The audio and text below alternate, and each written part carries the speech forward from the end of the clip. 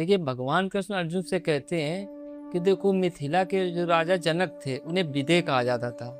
वो कर्मयोगी का बहुत बड़ा उदाहरण थे। वो कर्मयोग के द्वारा मोक्ष प्राप्त किए थे। तो वे ये बताना चाह रहे हैं कि जैसे कर्मयोग के द्वारा भी व्यक्ति मोक्ष को प्राप्त कर सकता है, आप राजा विदेह की तरह कर्मयोगी बनिए और संसार में उदाहरण प्रस्तुत कीजिए। लोग संसार में कर्मयोगी, भाई ऐसा नहीं कि आप जंगल में जाए तपस्या करें तभी परमात्मा की प्राप्ति होगी। ये कोई क्लियर नहीं है। ये कोई क्लियर नहीं, इसलिए आप कह रहे हैं कि आप भी कर्मयोगी राजा विदेह का एग्जाम्पल देने का मतलब है कि आप भी कर्मयोगी बनिए, संसार में रहकर संसार को प्रेरणा दीजिए। भाई जैसे आप किसी अधिकारी से मिलना चाहें, मोदी से मिलना चाहें, तो आप तुरंत मिल सकते हैं? नहीं मिलेंगे, उसके भी कुछ प्रोटोकॉल है, नियम है। ऐसे ही जब परमात्मा से जो आप साक्षात्कार कर मिलेगा तो उसके भी कुछ प्रोटोकॉल, कुछ नियम तो होंगे कि नहीं होंगे कि मुंह उठाए चल दिए। अब बताइए, राजा जनक थे, शासन करते थे, संसार में रहते थे, विवाह भी हुआ था। दिखने में क्या दिखता है? वो एक संसारी पुरुष लगते थे, लेकिन वो संसारी पुरुष नहीं थे।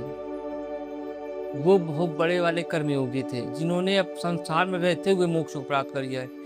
जिसके लिए लोग घर परिवार छोड़कर चले जाते हैं जंगल में, गौतम बुद्ध की तरह, तब वो चीज पाते हैं। वो चीज वो राज, क्योंकि जो काम करते थे वो निष्काम भाव से करते थे। शासन निष्काम भाव से, वो सेवा कर रहे थे, केवल उनके अंदर आसक्ति लगाव का कारण नहीं था। तो कर्मयोग जो अपना लेता है वो भी बेस्ट है। कर्मयोग के द्वारा ईश्वर पाना सबसे बेस्ट है। अब कलयुग में कर्मयोग ज्यादा बेस्ट है। अब जंगल जा नहीं पाओगे, हरे कृष्णा जपोगे तो खाओगे का, उसमें भी दिक्कतें आ जाएंगी, या तो फिर घर परिवार छोड़ो। कर्म योग है कि कर्म से तो कोई बच नहीं सकता, कर्म आपको करना ही है। केवल निष्काम भाव से कर्म करो। कोई कर्म करो, ये ना सोचो कि हम ऐसा सोचे तो इसका रिजल्ट ऐसा ही है। जो होना होगा वही होगा। सब प्रकृतिबद्ध है, नियमबद्ध हो रहा है। तुम्हें अपने आप को निमित्त मानना है कि हमें कर्तव्य भाव से कर्म करना है, आसक्ति भाव, लगाव भाव से नहीं करना। इससे आप कर्म बंधन से मुक्त हो जाएंगे।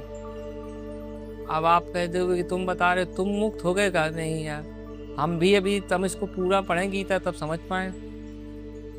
आसान नहीं है ये आसक्ति लगाव कम करना चीजों से, आसान नहीं है लेकिन कठिन भी नहीं है। हम ये नहीं कहते कि ऐसा हो नहीं सकता।